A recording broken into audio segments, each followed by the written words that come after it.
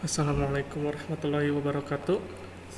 Saya Raihan Nur Hadi akan mempresentasikan metodologi penelitian dengan judul pembelajaran jarak jauh menggunakan e-learning dalam masa pandemi wabah penyakit. Ya, di sini ada bab 1, pendahuluan. Saya akan membacakan sedikit tentang latar belakangnya.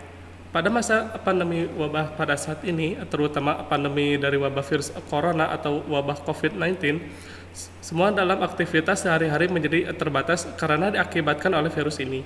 Dan juga masyarakat harus saling menjaga jarak, mencuci tangan sesering mungkin, juga menggunakan hand sanitizer. Salah satu akibat dari wabah virus ini yaitu kegiatan belajar mengajar di sekolah, universitas, pesantren, pengajian atau yang lainnya sementara harus dihentikan karena bisa menjadi salah satu akibat penyebaran wabah penyakit ini. Agar kegiatan belajar mengajar bisa terus berlanjut, para siswa-siswi, mahasiswa atau yang lainnya agar bisa mendapatkan terus ilmunya, maka salah satu metodenya adalah pembelajaran jarak jauh menggunakan metode e-learning. E-learning sendiri memiliki kelebihannya, yaitu media komunikasi yang efektif, cepat, kredibel. E-learning juga dapat mencakup area yang luas. Dan namun adapun kekurangan pada metode e-learning ini yaitu kecenderungan mengabaikan aspek akademik, kecenderungan ke arah teori dan kurang dalam aspek praktik. Tidak semua terdapat fasilitas internet yang mumpuni dan juga mungkin beberapa perangkat tidak mendukung e-learning. Ya, kita langsung aja kepada rumusan masalahnya. Ada 3 rumusan masalah. Yang pertama, apakah efektif menggunakan e-learning? Yang kedua, mengapa menggunakan e-learning sebagai pembelajaran jarak jauh? Dan yang ketiga, apa saja teknologi atau aplikasi yang mendukung e-learning? Nah, untuk maksud dan tujuan penelitian ini yaitu menerapkan metode e-learning sebagai jalan dalam pembelajaran jarak jauh pada kondisi wabah penyakit pada saat ini, dan juga sebagai kemudahan dalam kegiatan belajar mengajar jarak jauh. Langsung saja ke bab 2, landasan teori. Ini hanya pengertian e-learning itu sendiri. Ya, bisa dilihat dan dibaca. Nah, adapun manfaat e-learning menurut Pranoto dan kawan-kawan yaitu sebagai berikut.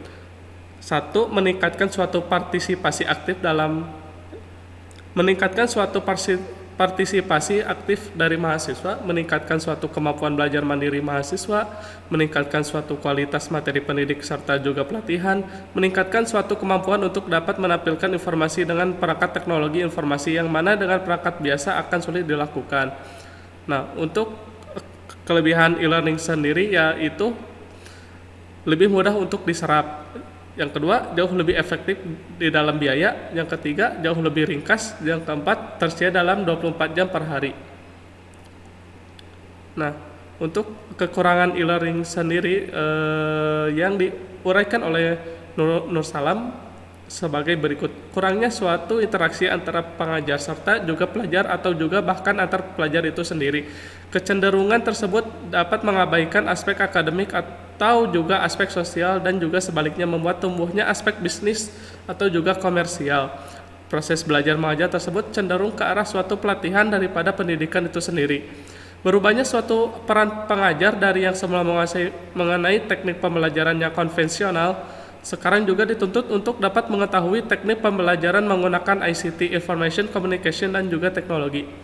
Tidak pada semua tempat tersedia fasilitas internet. Peserta didik tersebut mungkin bisa frustasi apabila tidak dapat mengakses grafik, gambar, serta video dikarenakan peralatan software dan hardware yang tidak memadai.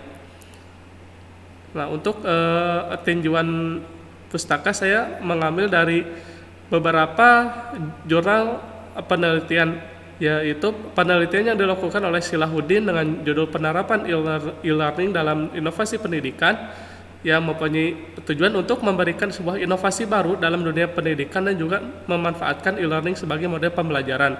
Untuk jurnal yang kedua yaitu jurnal penelitian yang dilakukan oleh Ade Kusmana dengan judul E-Learning dalam Pembelajaran yang bertujuan untuk memanfaatkan teknologi untuk sebagai media pembelajaran jarak jauh antara peserta didik dengan pendidik.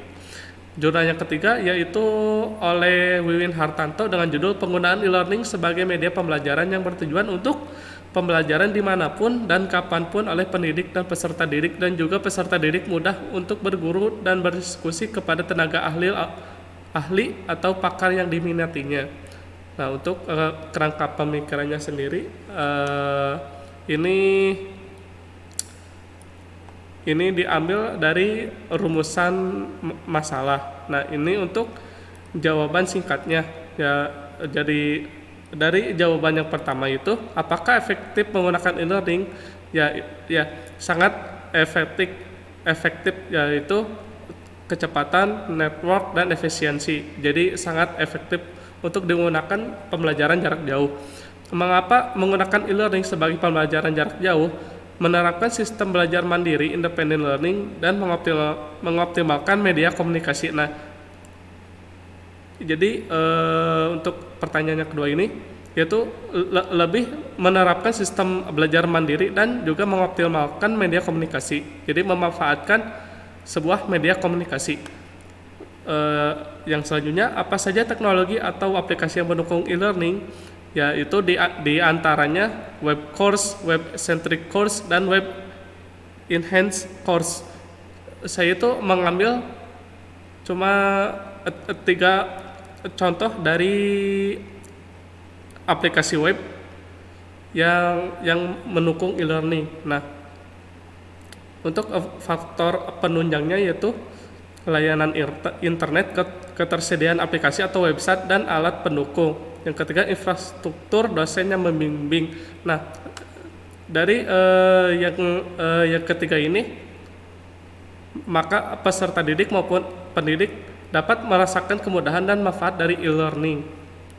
Nah, untuk permasalahan penelitian itu sendiri, yaitu untuk terjadinya proses belajar mengajar menggunakan metode e-learning, maka perlu adanya sebuah alat pendukung seperti software, hardware, brainware, dan komponen yang lainnya. Namun beberapa peserta didik mungkin keterbatasan akan hal tersebut atau bahkan tidak mempunyai sama sekali komponen-komponen dari e-learning tersebut.